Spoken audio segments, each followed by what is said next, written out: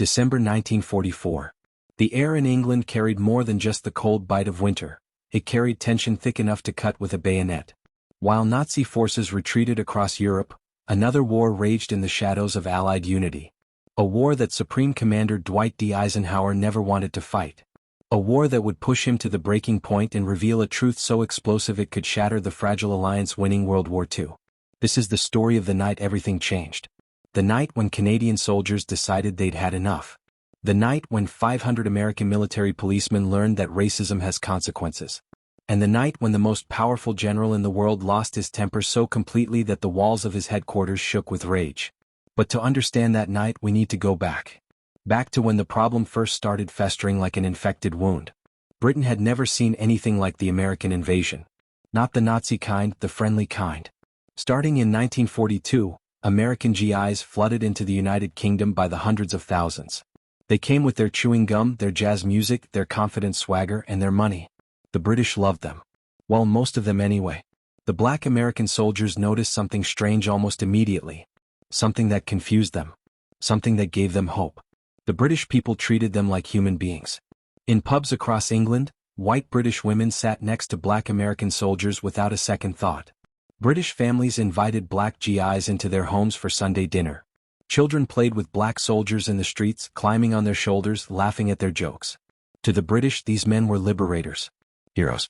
Americans. But to white American soldiers, especially those from the South, this was an abomination. An insult to the natural order they'd grown up with. And they intended to correct it. The trouble started small. A white MP would walk into a pub and order the black soldiers to leave. When they refused, why should they leave a public establishment in a free country? Things would escalate. Sometimes with words. Sometimes with fists. Sometimes with worse. The white American command structure had a solution: segregation. The same Jim Crow system that poisoned America would be exported to Britain. They designated certain pubs as white only, and others as for colored troops. They tried to educate the British on proper racial etiquette. They explained that black soldiers needed to be kept in their place. The British response was immediate and unambiguous: absolutely not. Pub owners refused to enforce American segregation rules. They put up signs that read, "This establishment serves all Allied servicemen equally." When American MPs tried to remove black soldiers, British civilians formed human barriers. Entire towns held meetings and voted to ban segregation within their borders. This created an impossible situation. White American soldiers would arrive at a pub expecting their racial hierarchy to be respected. Black American soldiers would already be there, drinking, laughing, talking with British women. The white soldiers would demand they leave. The British would tell the white soldiers to get lost. Violence would erupt. And that's when the Canadian soldiers entered the story. The Canadians occupied camps throughout southern England, preparing for the invasion of Europe. They watched the racial drama unfold with growing disgust. Canadian society had its own problems with prejudice. They were far from perfect. But what they witnessed from American forces went beyond anything they'd experienced. The systematic degradation. The casual violence. The pure hatred. Canadian soldiers began making a choice. When they saw white American MPs harassing black GIs, they intervened. Not with words. Not with official complaints through proper channels. With their fists. A Canadian private might see 3 MPs shoving a black soldier against a wall. He'd walk over, tap one on the shoulder, and when the MP turned around, he'd introduce his knuckles to the man's face. Within seconds, his Canadian buddies would pile in, and the MPs would find themselves outnumbered and outfought. This happened again and again. Town after town. Pub after pub. The Canadians developed a reputation. Touch a black American soldier and you'll answer to Canada. And Canada fights dirty. The American command tried to address this through official channels. They complained to Canadian leadership. They demanded discipline for the Canadian soldiers who kept assaulting their MPs. The Canadian response was masterfully diplomatic and utterly unhelpful. They'd promised to investigate. They'd assure their American allies that proper discipline would be maintained. Then absolutely nothing would change. Behind closed doors, Canadian officers told their men exactly what they thought of American racial policies. And it wasn't complimentary. Eisenhower watched all of this with mounting frustration. He had the weight of the entire European theater on his shoulders. He was coordinating the largest military operation in human history. He was managing egos the size of mountains: Patton, Montgomery, de Gaulle, Churchill. He was planning the invasion that would determine whether democracy or fascism ruled the future. And his own soldiers were beating each other bloody over racism. Eisenhower was no radical on race. He was a product of his time and place, a white man from Kansas and Texas who'd risen through an army that treated segregation as natural law. But he was also a pragmatist, a strategic thinker. And he could see clearly that this situation was unsustainable. His solution was characteristically practical. He issued orders that racial discrimination in British establishments would not be enforced by American military police. He couldn't eliminate segregation, the political forces back home were too powerful for that. But he could refuse to export it to Britain at gunpoint.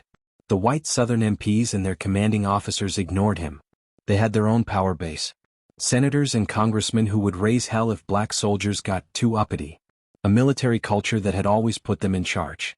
An absolute certainty that they were right. So they continued. They continued harassing black soldiers. They continued trying to enforce segregation. They continued beating black GIs who stepped out of line. And the Canadians continued beating them right back. The violence escalated throughout 1943 and 1944. Black soldiers fought white MPs. White soldiers fought Canadians. British civilians fought white Americans who tried to enforce Jim Crow in their pubs. Military police fought anyone who challenged their authority. It was chaos. Eisenhower issued more orders. He held more meetings. He tried everything short of massive courts-martial to restore order. Nothing worked. The fundamental problem remained. White American forces believed they had the right to enforce racial hierarchy through violence, and everyone else disagreed. Then came the night that changed everything. The exact date remains disputed. Most historians place it in late July 1944, just weeks after D-Day. The location was a small English town in Hampshire. The kind of place where everyone knew everyone, where American and Canadian forces had been stationed for months, where the local pub had become a crossroads of cultures and conflicts. That night, about 30 black American soldiers were in the pub. They'd finished their duties. They'd been paid. They wanted a beer and some conversation. They were laughing with British civilians, dancing with British women, being treated like the heroes they were. Then the MPs arrived. About a dozen of them initially, led by a sergeant from Georgia who'd made harassment of black soldiers his personal crusade. He walked into that pub like he owned it, like he owned everyone in it. He ordered the black soldiers to leave immediately. He used language so vile that even decades later, witnesses refused to repeat it for historians. He made it clear that black men had no business drinking in the same room as white people. And he had a billy club to enforce his worldview. The black soldiers refused to leave. One of them, a corporal from Chicago, stood up and said they had as much right to be there as anyone. They were American soldiers. They'd earned this drink. They weren't going anywhere. The sergeant swung his club. He caught the corporal across the face, shattering his jaw. Blood sprayed across the table. The corporal collapsed. The pub erupted. Black soldiers rushed the MPs. British civilians started throwing bottles. Women screamed. Tables crashed over. And the MPs pulled out their service revolvers. A shot rang out. Then another. Then a fusillade that turned the pub into a war zone. When the smoke cleared, 3 black soldiers lay bleeding on the floor. One of them wouldn't survive the night. The MPs dragged the black soldiers outside. They lined them up against the pub wall.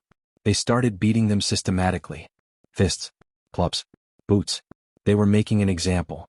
Showing what happened when black soldiers forgot their place. They didn't know the Canadian camp was less than a mile away. They didn't know that British civilians were already running toward it.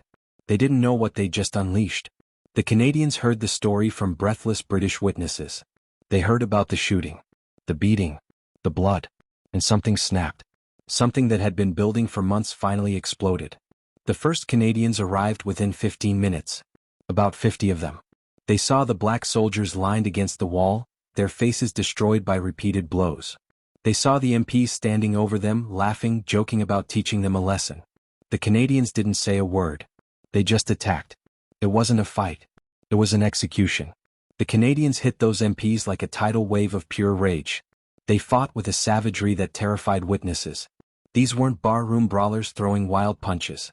These were combat soldiers who'd trained for years to hurt people efficiently. And they were motivated by something deeper than training. The MPs tried to fight back. Some reached for their weapons.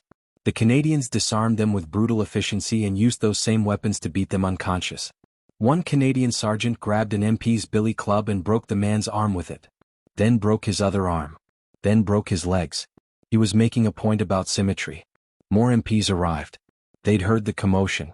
They came to back up their fellows, expecting to easily overwhelm whatever resistance they faced. Instead they ran headlong into more Canadians who'd been streaming toward the pub from every direction. The word had spread through the Canadian camp like wildfire. Americans shooting black soldiers. Americans beating them in the street. And now Canadians were fighting back. Every soldier who could walk came running. They brought friends. They brought entire platoons. They brought a collective fury that had been building since the first time they'd watched MPs abuse Black GIs. Within an hour, over 500 Canadian soldiers had converged on that small English town. They were fighting nearly as many American MPs and white soldiers who joined the battle. The town became a war zone. Street fighting. House to house. Canadians hunting MPs through alleys and gardens. The British police showed up and immediately decided they wanted no part of this. They retreated to the edge of town and set up a perimeter to keep civilians out. They made no attempt to stop the fighting. When questioned later, one constable said simply, "The Yanks had it coming." The Canadians were methodical. They identified every American MP in town and beat them unconscious. They found MPs hiding in cellars and dragged them into the street. They caught MPs trying to escape through fields and brought them back for group punishment. No mercy. No hesitation. Pure calculated violence. By dawn, over 400 American MPs and sympathetic soldiers lay in the streets. Many had broken bones, shattered faces, concussions. Some would never fully recover. The British brought in ambulances from 3 counties to handle the casualties. Not a single Canadian soldier died. Only a handful sustained serious injuries. They'd won overwhelmingly, and they'd done it in front of British witnesses who would tell the story forever. And then the news reached Eisenhower. His aide woke him before sunrise with the report. A full-scale battle between Canadian and American forces in southern England. Hundreds of casualties. A complete breakdown of military discipline. And at the heart of it all, the same goddamn issue that had been poisoning his command for years. Witnesses who were there that morning described Eisenhower's reaction as thermonuclear. He didn't just get angry. He transcended anger and reached a state of pure, incandescent rage that seemed to physically manifest around him. He shouted so loud that officers 3 rooms away could hear every word. He threw papers. He threw books. He picked up a chair and hurled it across the room hard enough to shatter it against the wall. His face turned a shade of red that made his staff genuinely worry about his health. But his fury wasn't directed at the Canadians. Eisenhower demanded the immediate arrest of every MP involved in the initial confrontation. He wanted the shooting investigated as attempted murder. He wanted the sergeant who'd struck the first blow court-martialed and dishonorably discharged. He wanted a message sent that would echo through every MP unit in the European theater. His staff tried to calm him down. They explained the political implications. They reminded him of the powerful Southern congressman who protected these MPs. They warned him that this could become a massive scandal. Eisenhower told them he didn't give a damn about politics. He'd had enough. The racism, the violence, the complete disregard for discipline, it all ended now. Today. This morning. Or heads would roll, and not just among the enlisted men. He called the provost marshal, the officer in charge of all military police in the European theater.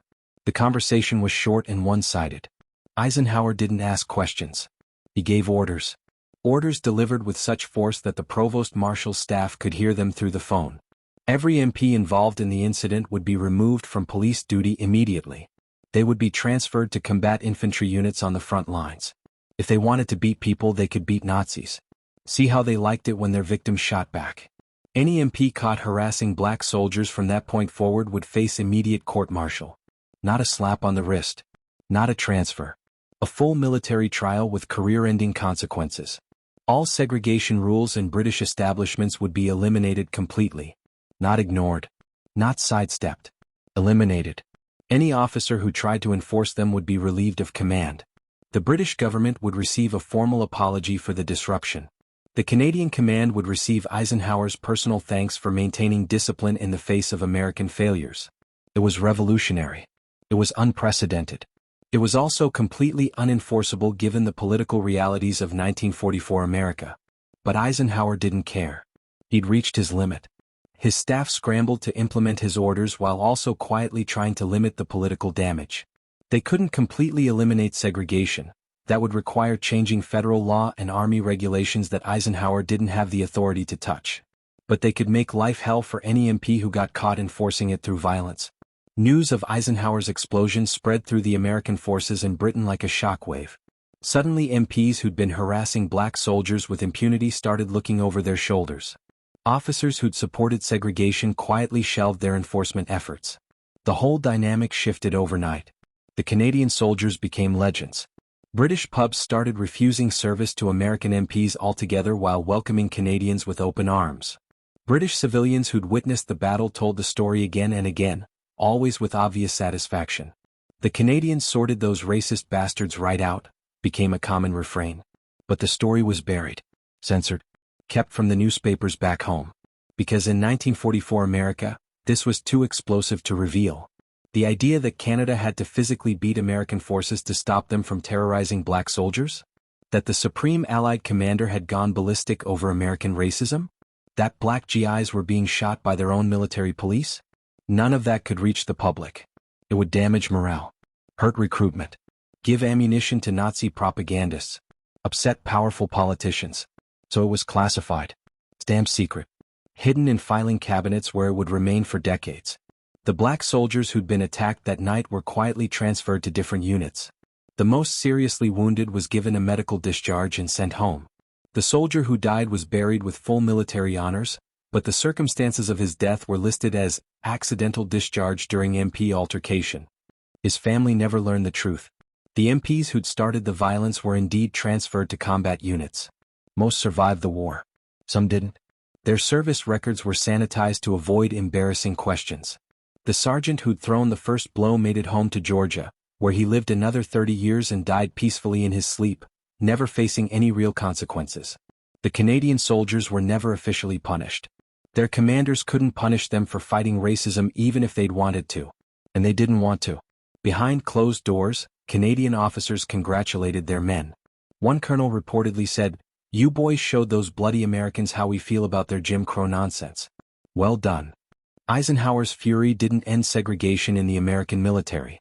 That wouldn't happen until 1948, when President Truman issued an executive order that Eisenhower would later help implement as president himself. But it did change the dynamics in Britain. The most violent excesses stopped. MPs became more careful. Black soldiers found themselves with slightly more breathing room. And the Canadians had established a reputation. For the rest of the war, whenever American MPs started harassing Black GIs, someone would inevitably mention what happened in Hampshire. The threat was clear: keep it up and the Canadians will hear about it. And you don't want that.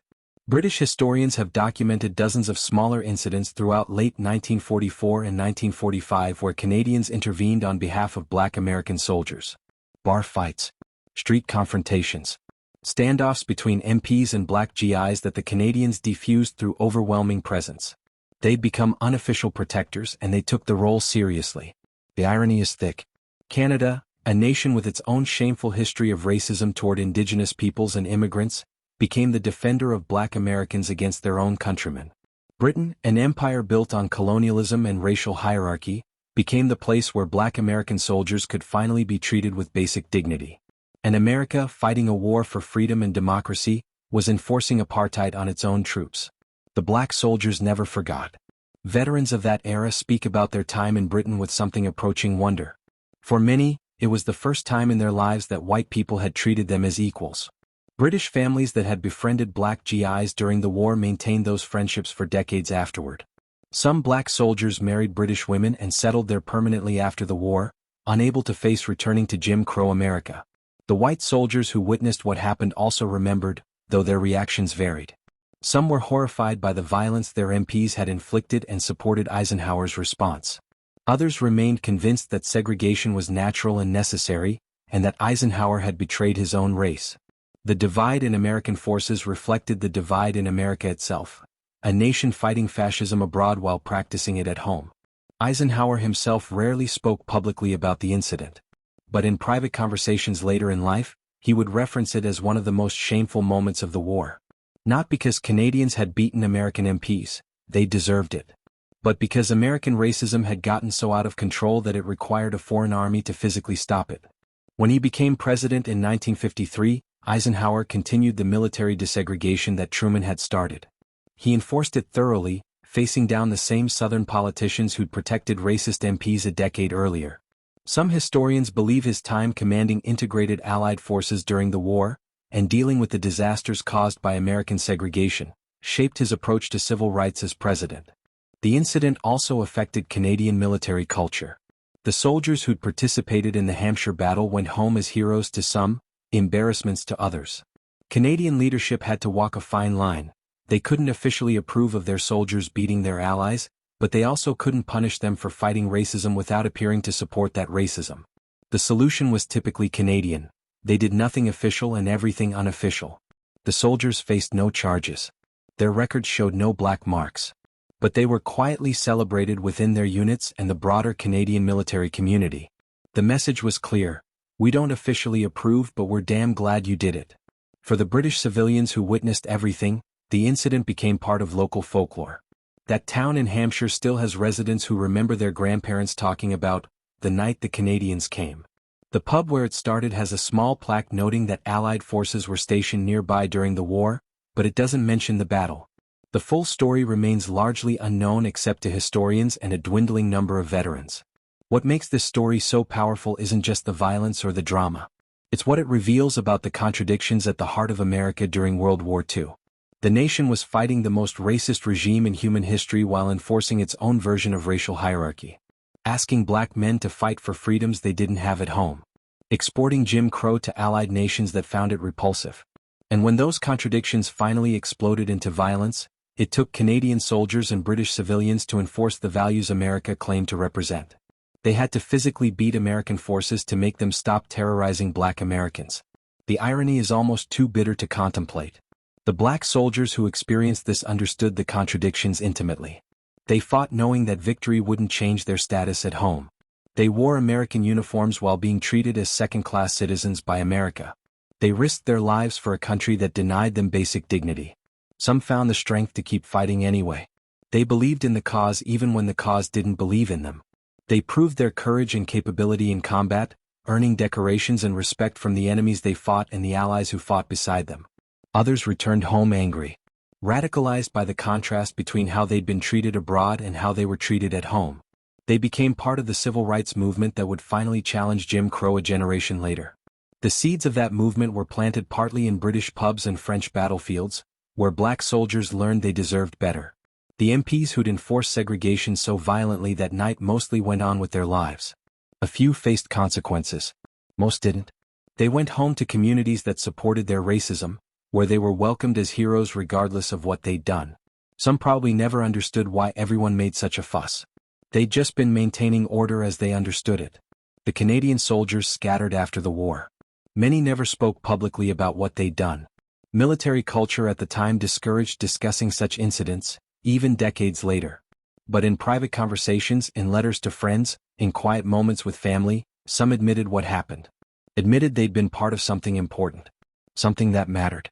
For Eisenhower, the incident became part of a larger education about the cost of racism in a military force. He'd entered the war with conventional views about segregation. It was how things were, how they'd always been. He left the war understanding that segregation wasn't just morally wrong, it was militarily disastrous. You cannot build unit cohesion when soldiers are divided by race. You cannot maintain discipline when some soldiers can terrorize others with impunity. You cannot fight effectively when you waste talent and courage because of skin color. Eisenhower learned these lessons the hard way, watching American forces tear themselves apart over racism while trying to defeat the Nazis. His fury that morning in 1944 wasn't just about one incident. It was accumulated frustration from years of watching racism poison his command. Years of black soldiers proving themselves in combat while being treated as inferiors. Years of dealing with white officers who cared more about maintaining racial hierarchy than winning the war. Years of knowing that America was fighting with one hand tied behind its back because it refused to fully utilize a tenth of its population. The explosion was inevitable. The only question was what would trigger it. That it came after Canadians had to physically stop American MPs from beating black soldiers makes it all the more damning.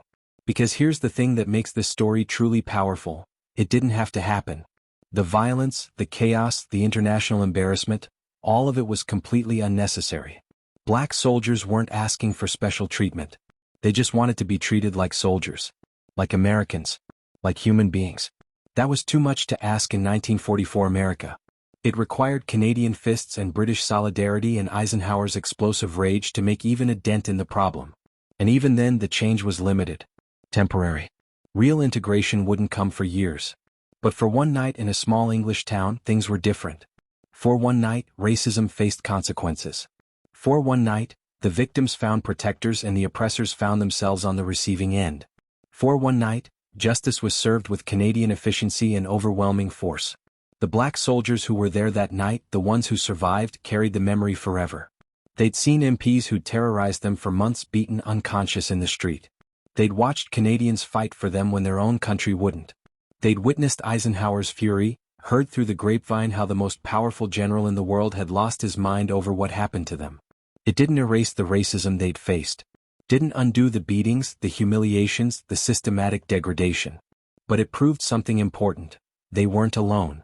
They weren't worthless. They had allies, even if those allies wore different uniforms and spoke with different accents. That mattered more than anyone who wasn't there could understand.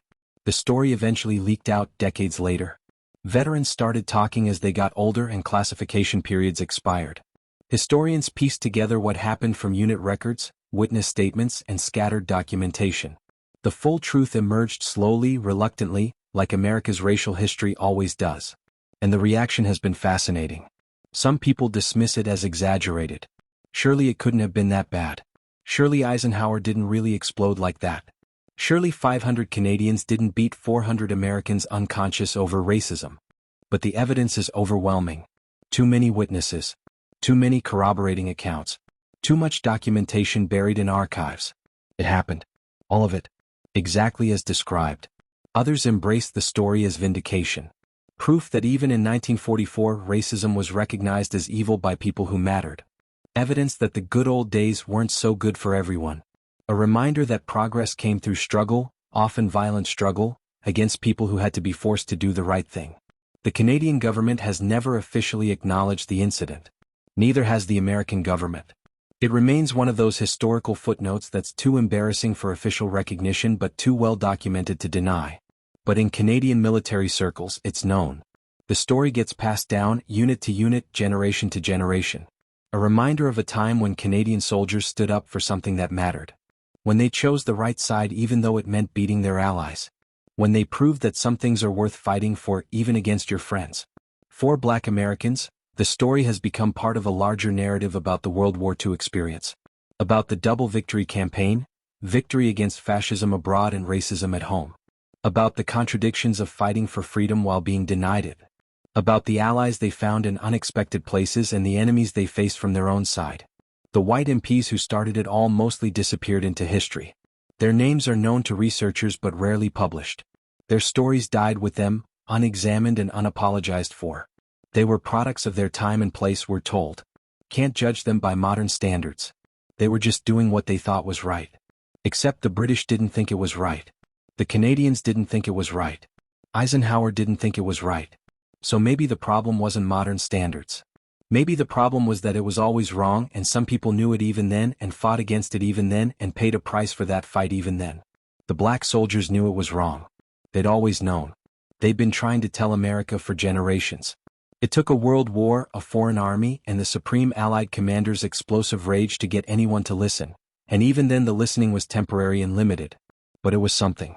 A moment when the arc of history bent slightly toward justice, not through moral persuasion or gradual enlightenment, but through Canadian soldiers beating the racism out of American MPs in a British street. Not the way it should have happened. But sometimes you don't get what should happen. You get what does happen. And what happened was violent, messy, necessary, and effective. 500 Canadians pulverized American racists that night. Eisenhower exploded when he heard what his MPs had done. British civilians cheered the outcome. Black soldiers finally had protectors. And for one brief moment in one small town, racism faced consequences. It wasn't enough to change the world. But it was enough to change that town. That night. Those soldiers. And sometimes that's how change begins. One beating, one explosion, one moment of fury at a time. The story continues to resonate because the struggle continues. Racism didn't end in 1944. It didn't end when Truman integrated the military in 1948. It didn't end during the civil rights movement. It persists, evolves, adapts. The names change. The methods change. The uniforms change. But the fundamental dynamic remains. Some people believe in hierarchy based on skin color, and some people fight against it. That night in Hampshire was one battle in a longer war. A war that started before World War II and continues after it. A war where progress comes slowly, painfully, through the efforts of people who refuse to accept injustice even when accepting it would be easier. The Canadians who fought that night weren't saints. They came from a country with its own racial problems. They probably held prejudices of their own. But they saw injustice being committed right in front of them and they chose to fight it. Not with words. Not with official complaints. With their fists and their fury and their absolute refusal to stand aside. That's what makes heroes. Not perfection. Not purity. Just the willingness to act when action is required. To fight when fighting is necessary. To stand up even when sitting down would be safer. And Eisenhower, with all his limitations and contradictions, chose to channel his rage productively. He could have covered it up. Could have blamed the Canadians. Could have protected his MPs and let the whole thing blow over. Instead he exploded, and that explosion changed things. Not enough. Not permanently. But it mattered. That's the lesson. Individual actions matter. Individual choices matter. When you see injustice, you have options. You can ignore it. You can justify it. You can participate in it. Or you can fight it. The Canadians chose to fight. Eisenhower chose to use his power for justice instead of covering for racism. British civilians chose to support the victims instead of the victimizers. Black soldiers chose to keep serving a country that treated them as second-class citizens. All of those choices mattered. All of them together created a moment where things changed, even slightly, even temporarily. And enough of those moments, spread across enough time, eventually create larger change. The story of that night deserves to be remembered. Not sanitized. Not simplified. But told truthfully with all its violence and complexity and uncomfortable implications. Because comfortable stories don't teach us anything. They just make us feel good about ourselves. This story should make us uncomfortable. Should force us to confront what America was and, in many ways, still is. Should remind us that progress isn't inevitable or automatic. That racism doesn't die naturally. That justice requires force sometimes, requires rage sometimes, requires people willing to fight their own allies when those allies are wrong. 500 Canadians understood that in 1944. Eisenhower understood that when he exploded at his staff. British civilians understood that when they cheered the outcome. Black soldiers understood it every day of their service. The question is, do we understand it now? Have we learned the lesson? Or will this story just become another historical curiosity, interesting but ultimately irrelevant to our modern lives? Because the fundamental dynamic hasn't changed. Power still protects itself. Racism still finds new forms. Injustice still requires fighters. And sometimes those fighters still need to get violent, still need to get angry, still need to refuse to accept things as they are. That night in Hampshire wasn't the solution to racism. It was one small battle in an endless war. But it was a battle worth fighting. Worth remembering. Worth learning from. Eisenhower exploded. Canadians pulverized racists. Black soldiers found allies. Justice was served, however briefly. And somewhere in that chaos and violence and fury, there's a truth worth preserving. Some things are worth fighting for even against your friends. Especially against your friends. Because if your friends are committing atrocities, they're not really your friends anymore. They're just enemies wearing familiar uniforms.